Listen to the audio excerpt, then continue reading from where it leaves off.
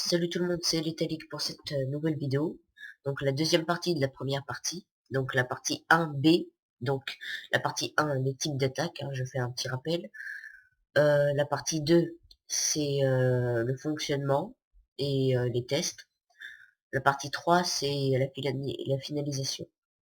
Donc la partie 2, c'est bien le contrôle des ordi à distance pour faire attaquer une cible. Je suis un peu enrhumé au passage. Donc voilà, donc cette deuxième partie de la partie 1, donc la partie 1B là tout de suite, c'est pour le type d'attaque SYN. Donc saturer le nombre de connexions. Par exemple un serveur Agario c'est 64 connexions, de base, en local, je pense, je crois. Et voilà. Alors j'ai juste ajouté deux boutons, un pour commencer l'attaque, un pour stopper.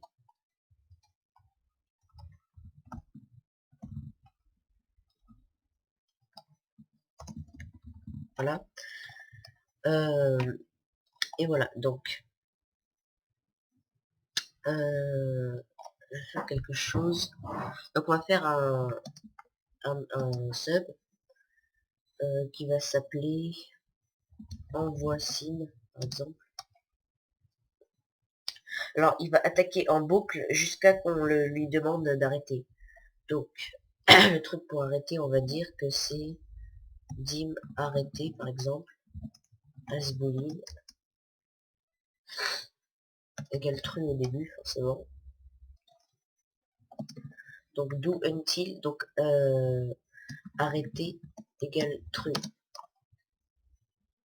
Ah oui, et ici, donc quand bouton A c'est pour start l'attaque, arrêter égale false. Là.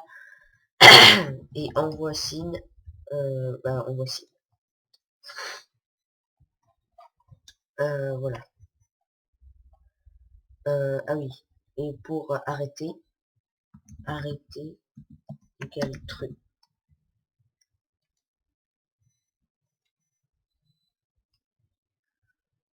Et après, il dégage. Voilà. Alors, donc en fait, do until. Alors si on enlève le until ici, ça fait do et loop. Donc il va exécuter cette action à l'infini jusqu'à ce que le programme s'arrête ou qu'on arrête tous les threads du programme. Et donc là, là c'est pas pareil. Until arrêter égale true, il va faire ça jusqu'à à l'infini, le plus vite possible, jusqu'à que arrêter est égal à true. Alors, ça peut faire un peu lag, donc moi je vais utiliser le multithreading. Alors le multithreading, je vais le réexpliquer au cas où. Imaginez, vous avez deux actions qui font toutes les deux 5 secondes. Donc vous faites une action, elle va durer 5 secondes, vous allez laguer pendant 5 secondes, vous allez crash pendant 5 secondes, et ensuite ça va marcher. On peut pas les faire en même temps, du coup, c'est impossible. Avec le multithreading, elles vont pas faire laguer déjà, et on va pouvoir les faire en parallèle, en même temps. Parce qu'il va permettre d'autres actions. En fait, il lag parce qu'on fait qu'une action à la fois. S'il lag et qu'on essaye de bouger la fenêtre, ça marche pas. Si bouger la fenêtre, c'est une action. Et justement, là, on fait deux actions en même temps, bouger la fenêtre et le thread en même temps, par exemple. Donc ça, c'est juste un exemple comme ça, mais c'est fonctionnel. SYN as new thread, adresse envoie SYN. Alors, envoie SYN, c'est bien ici. Voilà, check. Alors ça, c'est pour éviter la vérification de threads en parallèle. Donc là, oui, du coup, on enlève ça. Et thread SYN.start.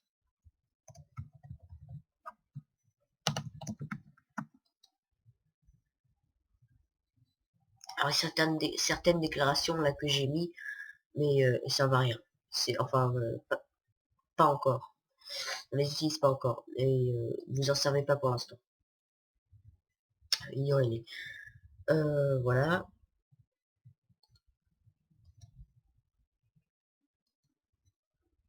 Alors, on va commencer. Alors, donc dim. Alors, on va faire un truc, c'est qu'on va voir plusieurs sockets. Donc, Donc on va faire une collection. Socket. Socket. Voilà. Et je vais plutôt le mettre ici. Oui. Donc, alors on va faire un chiffre qui augmente du coup à chaque fois. Dim chiffre.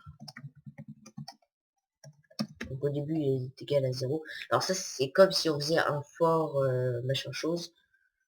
Mais c'est pas ce qu'on va faire. Parce que là on va... Ah si, on peut le faire. Si, c'est possible. Oui, c'est bien ça. Égal à 0. Donc, oui, on peut le faire. Bref. Donc, for chiffre, donc le truc en haut là, est égal à 0 tout le nombre de sockets. Donc, je vais le définir ici. Dim nombre de sockets, les intégers, tout nombre de sockets. Donc, on va en mettre 64. Voilà. Donc, alors, imagine, bah là, il va faire ça 64 fois. Attendez. Parce que ça commence à partir de 0 et que c'est une collection, il peut y avoir une collection avec l'item, je dis item parce que c'est similaire à une liste box, numéro 0. Donc c'est valide. De 0 à 63, ça fait 64 en tout. Parce qu'on compte avec le 0. Donc une fois qu'il va faire ça 64 fois, et ensuite il va recommencer. Et voilà. Alors, socket. Oui, socket. Donc chiffre égal à new socket. Alors, on va faire un IP endpoint. Donc un IP endpoint, c'est un regroupement d'IP et de ports, en gros. Donc IP endpoint, alors je vais le marquer. Ah oui, il faut système.net en haut. Voilà.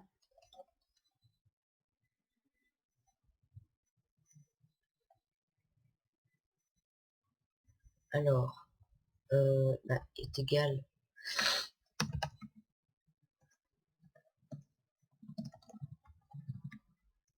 Alors, une IP. Donc DNS, on va imaginer, il faut l'avoir en chiffres. Donc imaginez, on a un truc comme jage.com. Il le faut en chiffres. Donc grâce à ça, on peut l'avoir en chiffres. Donc get host on try, je crois. Ouais, c'est ça.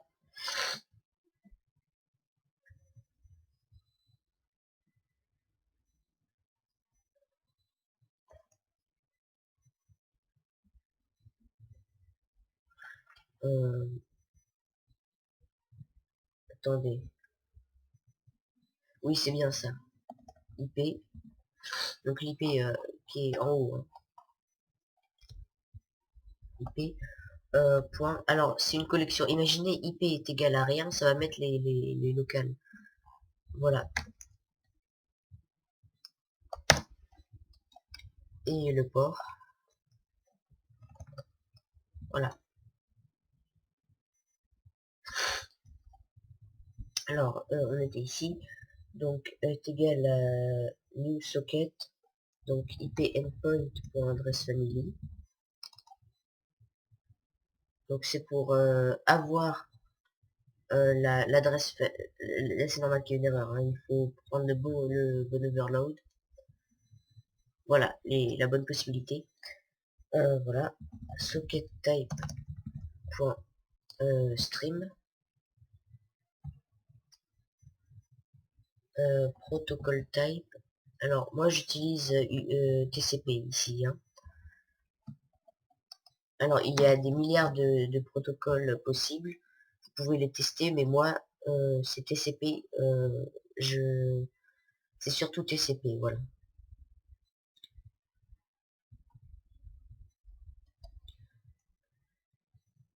Voilà, donc ça c'est pour le blocking. Donc il n'y a pas de blocking, hein, sinon ça marche pas. Alors, on va juste créer un sub pour définir une valeur, si possible. Donc réponse,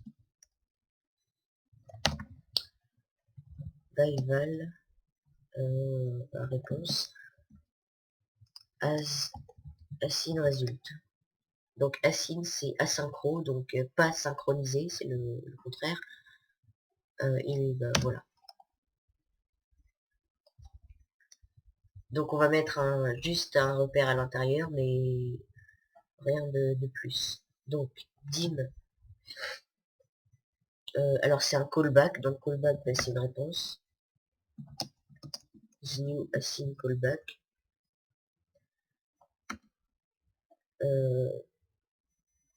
Voilà, adresse of.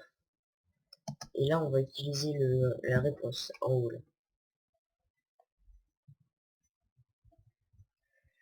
Attendez.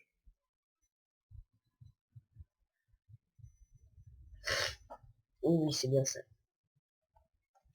Donc sockets chiffre point begin connect.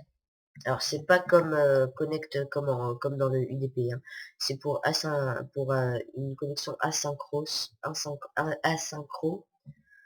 donc contrairement à connect tout seul.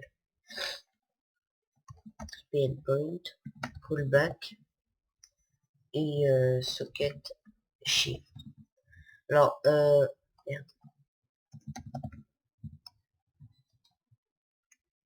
Alors qu'est-ce que c'est state as object?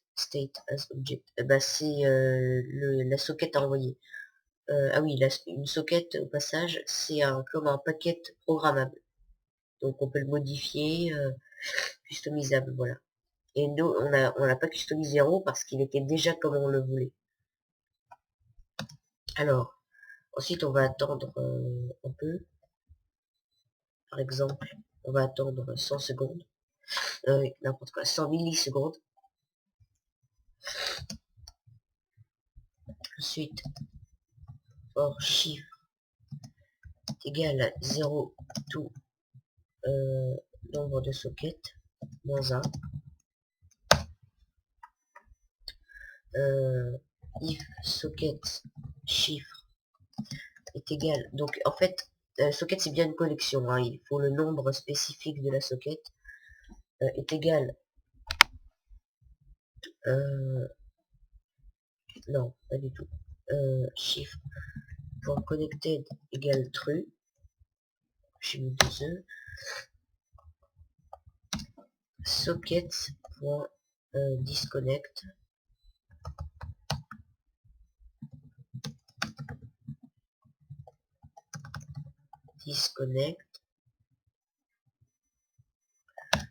socket chiffre point close socket chiffre est égal à nothing.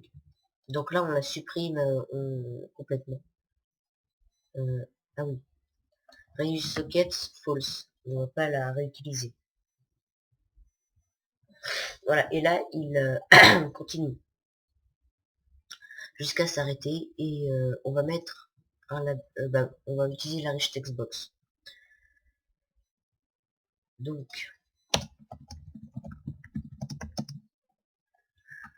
socket numéro, ah oui, numéro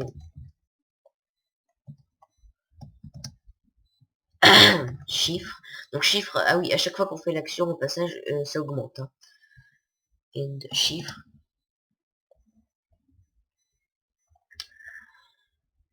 Alors chiffre plus 1 pour avoir le bon nombre de la socket.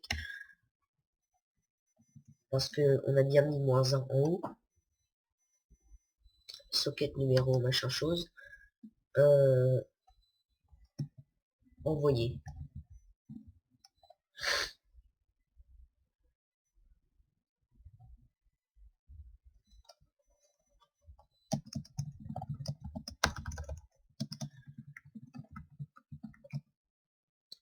Ensuite, ici, c'est pareil. Arrêter, cette fois-ci.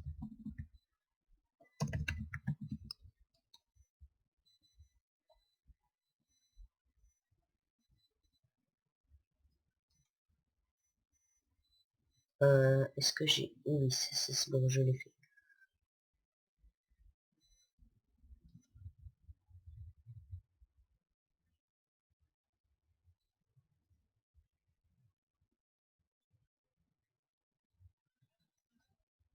Donc là, on peut tester. Et normalement, la riche textbox est censée réagir et écrire où on en est.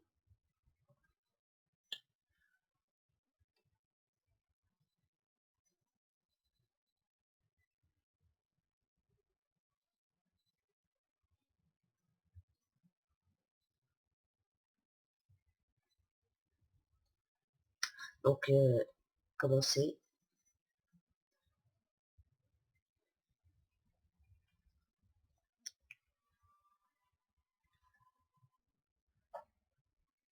Donc là, il va foirer un truc. Je sais pas quoi.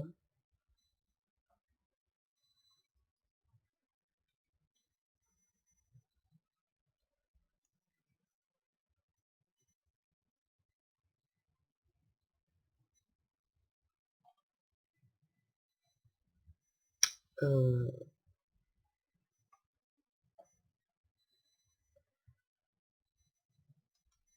ah oui, il n'y a pas de valeur en haut.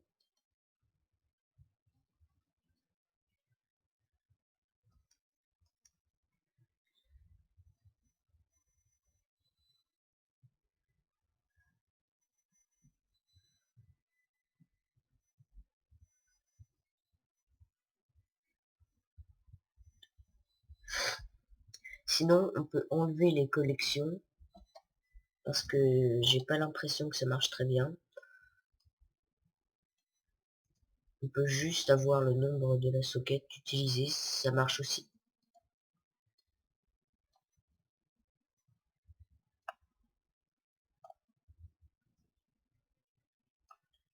J'ai pas très bien préparé cette vidéo, hein, bon, ça fonctionne en tout cas.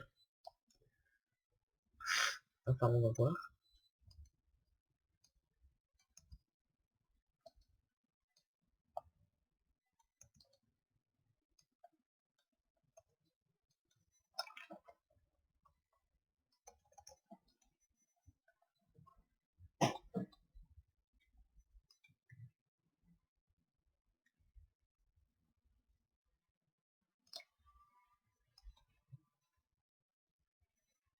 Alors, là quand elle est arrêtée...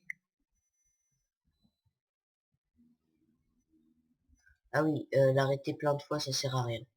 C'est ce qu'il me dit, donc.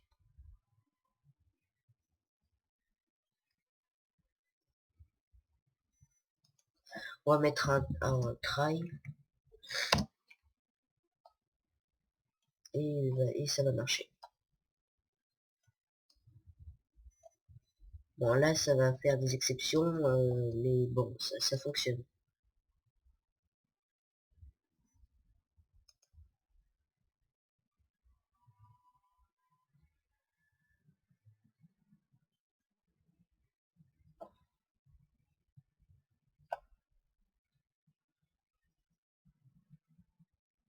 Voilà, alors ça utilise, là ça marche, donc ça utilise presque aucune connexion internet, contrairement à l'attaque UDP. Bon là je l'envoie quand même sur un serveur Minecraft costaud, donc je suis pas sûr que, enfin je pense qu'il y a une protection, mais les attaques SYN consistent à ça. Si on attaque à plusieurs, le nombre de connexions est vraiment énorme. Donc voilà. Alors, donc bah, c'est terminé, ça fonctionne. Et il faut juste appuyer sur le bouton stop hein, pour qu'il arrête. Alors, le texte se clear à chaque fois. Ça, c'est à cause de ça, d'ici. Donc, on peut essayer de... Bah, on peut faire ça, en fait. Là, normalement, ça devrait plus...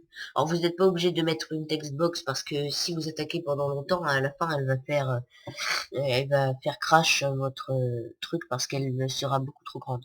Voilà, et là, bah voilà, ça fonctionne. Donc là, ça se remplit à mort. Hein. C'est très rapide et on en envoie des tonnes.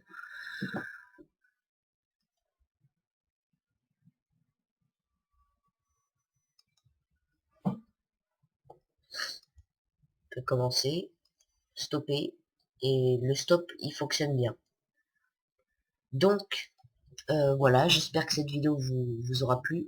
Donc, alors prochainement, je pense attaquer le TCP, le ping de base, et le ICMP. ICMP peut-être pas, je sais pas. Euh, donc ça, vous pouvez faire sur des petites cibles, ça fonctionnera. À plusieurs, c'est encore mieux. Donc c'est le principe de notre DDoSer. On va contrôler les ordi. D'ailleurs, ce sera pas volontaire. Enfin, ils seront pas volontaires, les ordi contrôlés. C'est comme un virus. Sauf qu'il ne sera pas détecté. D'ailleurs, là, Avast et Komodo, ils me détectent rien. Ce sont des très très bons antivirus. Et ils me détectent rien du tout. Ni l'antivirus local, celui de Windows. Donc voilà, j'espère que cette vidéo vous aura plu. Et on se retrouve assez prochainement, je pense, pour la partie 3 de la partie 1. Donc la partie 1, c'est